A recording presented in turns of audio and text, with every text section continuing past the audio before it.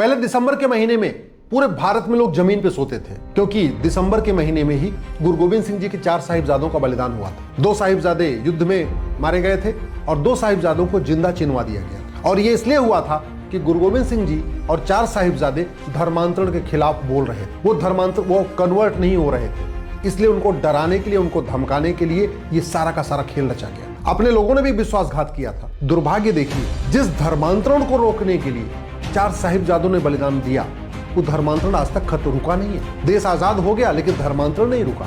मुगल चले गए लेकिन धर्मांतरण नहीं रुका। अंग्रेज चले गए लेकिन धर्मांतरण नहीं रुका। गुरु तेग बहादुर जी का बलिदान धर्मांतरण के खिलाफ हुआ। गुरु गोविंद सिंह जी का बलिदान धर्मांतरण के खिलाफ हुआ। माता का बलिदान धर्मांतरण के खिलाफ हुआ।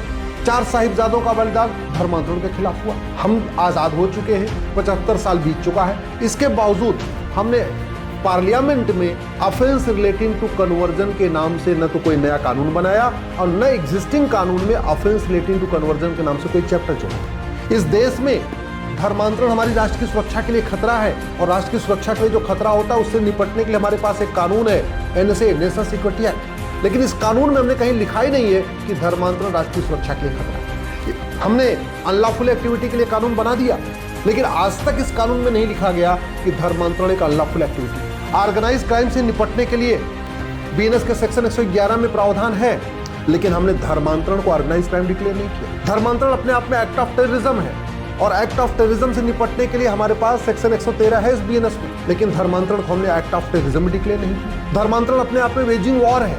मुगल धर्मांतरण कराने आए थे, अंग्रेज धर्मांतरण कराने आए थे। मुगल इस्लाम को फैला रहे थे, अंग्रेज क्रिश्चियनिटी को फैला रहे थे। और वो जो मुकाम मुगल कर रहे थे, जो काम अंग्रेज कर रहे थे, वो काम आज भी हो रहा है। आज भी इस देश में इस्लामिक कन्वर्जन हो रहा है, क्रिश्चियन कन्वर्जन हो रहा है।